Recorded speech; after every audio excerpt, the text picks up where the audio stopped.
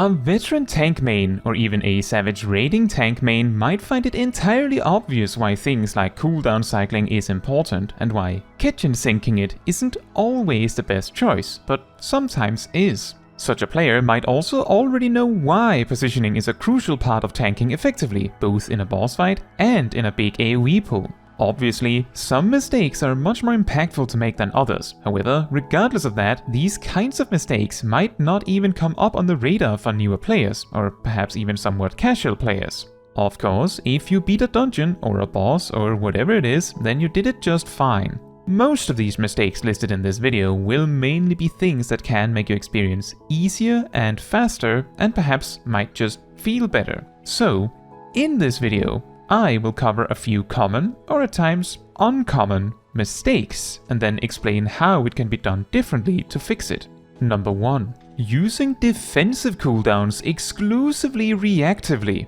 It makes sense that you would use a defensive cooldown that reduces the damage you take when you drop lower in HP and are scared of dying. However, the sooner you use your defensive cooldowns, the more HP you have that can benefit from this reduction. Furthermore, if you already know the damage is coming, then there is no reason to wait for it to already be dealt. At the same time, most healers are capable of keeping you healed and safe with many of their tools that come at no cost to them, as long as you use something all the time.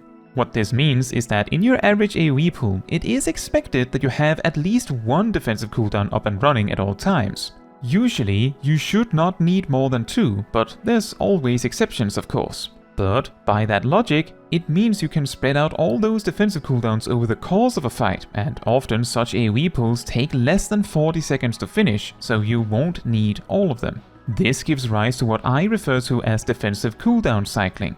If we take a warrior as an example, once the enemies are clumped up and fighting you at the destination, you can use Bloodwetting to completely nullify everything by fully healing after every GCD. Once Bloodwetting ends 8 seconds later, you can then use Vengeance to reduce the damage you take. And then, when Vengeance is up, if the enemies are still alive, it'll be 2 seconds and you can use Bloodwetting again.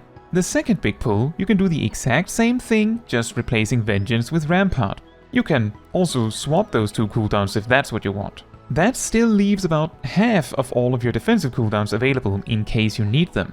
You can adjust this kind of idea to any tank, although the other tanks don't have as busted options as Bloodwetting. In a regular boss fight, it is a lot more common to simply use a cooldown when you need one, sometimes even 2 or 3. And especially in an extreme or a savage fight, it isn't unusual to perform the so-called kitchen sink, which actually means everything but the kitchen sink. What that means is that you use basically every single defensive cooldown you have. This sometimes does come up. Another thing to consider is that you can absolutely also include your invulnerability in your planning. It does not need to be a panic button. In fact, sometimes it might not even solve the problem in a panic. Just make sure to play around using the invulnerability effectively, and if you do plan on using it, it tends to be a good idea to announce it beforehand if you already know. Number 2. I can hit the mobs while standing in the middle, so why should I move somewhere else? So, in Final Fantasy XIV, you take the same amount of damage regardless of where the enemy is hitting you from. You can even block and parry with your back facing the enemy. Don't ask how that works, it just does. However, while all 4 tanks have a majority of circular AoE attacks centered on themselves, the rest of your team might not. All 3 mages, all 3 ranged physicals, Astrologian, Ninja, Dragoon, and Reaper have attacks that are indeed circular AoEs, but are centered on their target rather than themselves. Which means that if you have situated all the mobs in a weird donut formation around you, then those players simply won't be able to hit everything. Which is likely to leave you with this weird endgame of having half the pack still alive. The only thing you need to do about this is move such that all the enemies are in front of you. That's it. To build on this further, sometimes enemies are ranged or have hilariously big bodies, and you may need to play around that. Enemies that are ranged you can typically deal with, if there's only one, by moving the entire pack on top of that enemy. If there's more than one, then you can instead resolve this by either hiding behind a wall somewhere, if there is one, to force the enemies to you, or by just running further away from both of the ranged mobs so they chase you and eventually bunch up together, which then allows you to stack all the melee mobs on top of them. This isn't always easy, but does absolutely highlight the difference between a good tank and an exceptional tank. For those big chonker mobs then, your best option is to either try and bunch up all the other mobs on top of them, or at worst try and make sure all the smaller mobs are bunched up together next to it. This is because the center of these AoE attacks are centered on, ding ding, the center of the monster itself. So if that mob is actually 5 yalms wide, then black mages centering their flare on them will only hit them, unless there are mobs directly within the targeting reticle of that big boy. However, don't worry too much about this one. These kinds of mobs tend to be some of the hardest to position at all. An additional note about positioning is to also try your best to place mobs within damaging placed AoEs and keep yourself and your team within healing domes. To be precise, the effects you should place enemies inside are, in terms of priority, Ninja's Doton, Dark Knight's Salted Earth, although that's probably yours, and Summoner's Slipstream as seen here.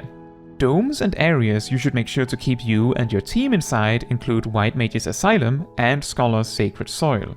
Finally, you should try to keep everything and everyone inside Astrologian's Earthly Star.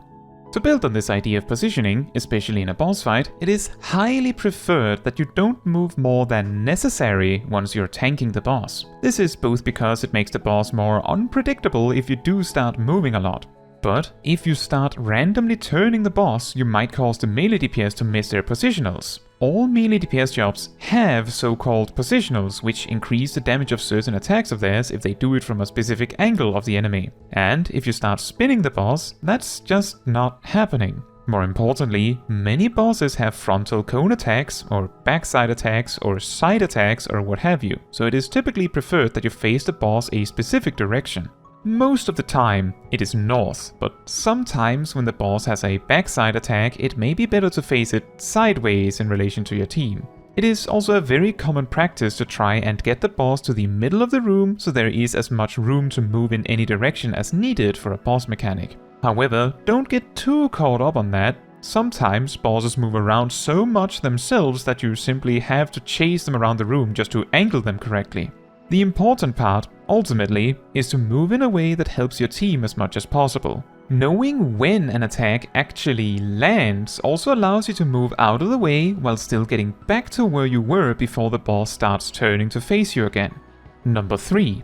I don't need more defensive cooldowns than just this one to survive, so I won't use any more, even though I have them. This is a less common problem, but it does happen. It tends to relate to short cooldown defensives like Bloodwetting and often combines with the first mistake of saving defensives for a rainy day, just with the difference that the short cooldown for some reason isn't in that list. Let me put it like this.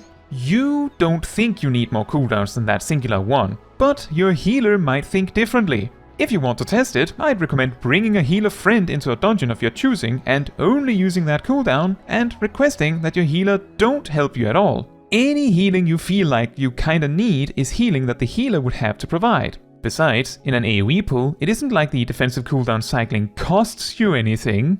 Surely, it can't be that exhausting to press Rampart every so often.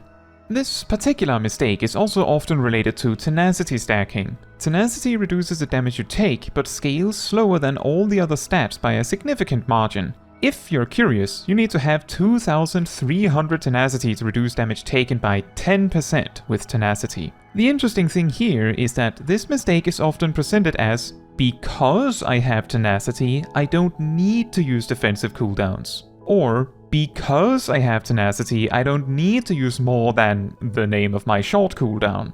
Now, if Reprisal was that strong, then I'm sure that people would just lead with that one rather than save it as a last resort on the defensive cooldown cycle list most of the time. And yet, even if Tenacity was that strong, again, also using Rampart, for example, would only make you even tankier. Why wouldn't you use it? There's also a whole discussion about whether there is a reason to stack Tenacity, but let's not get into that right now.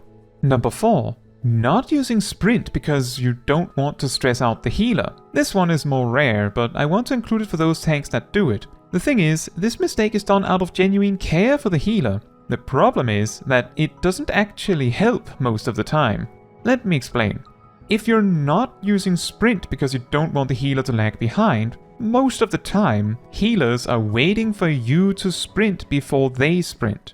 So you're only making things confusing for everyone as a result. Second, while sprinting, enemies will lag further behind, meaning they will do less damage to you, thereby reducing the amount of healing the healer needs to provide in the first place.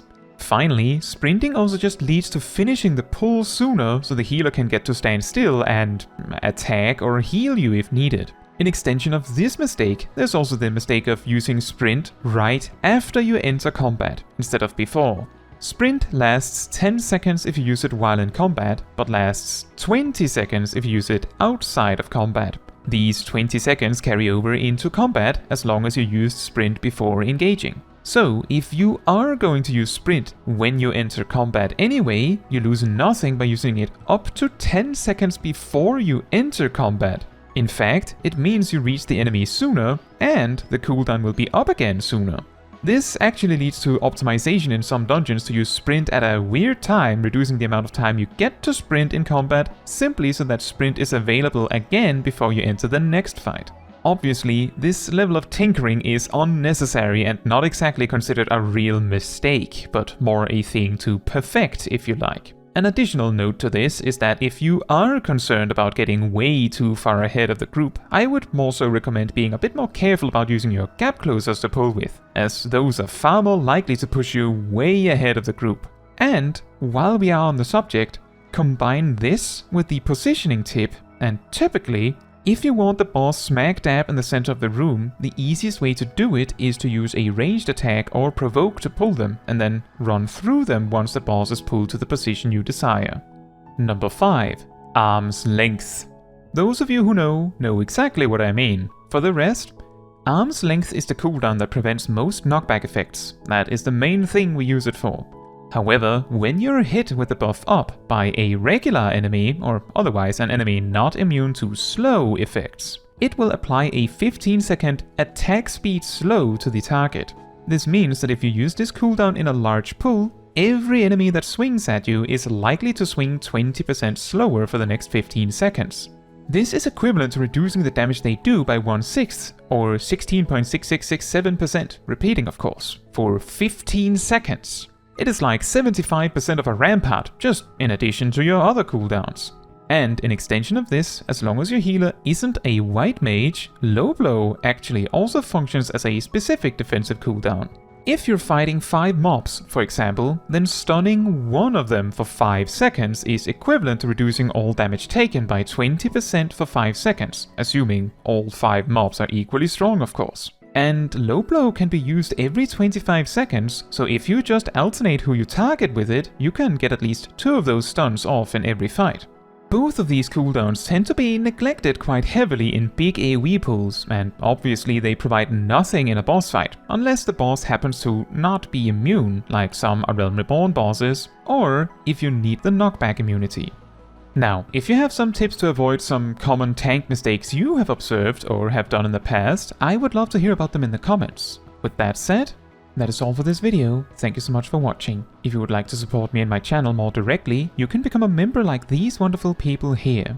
You can also, alternatively, support me through Ko-Fi. You can also support the channel by letting the YouTube algorithm know by liking the video, leaving a comment, subscribing, sharing, and hitting the bell to get notified when next I post a video. Fun fact, while positioning a boss in a very specific way can often be crucial, a clear sign that the boss isn't that important to face so precisely is if the targeting reticle is closed. Most targeting reticles have an open back which indicates where the backside starts and the flank side ends. With a closed targeting reticle, instead, all positionals always succeed, which indicates that the boss probably will be attacking in all directions regardless of your efforts.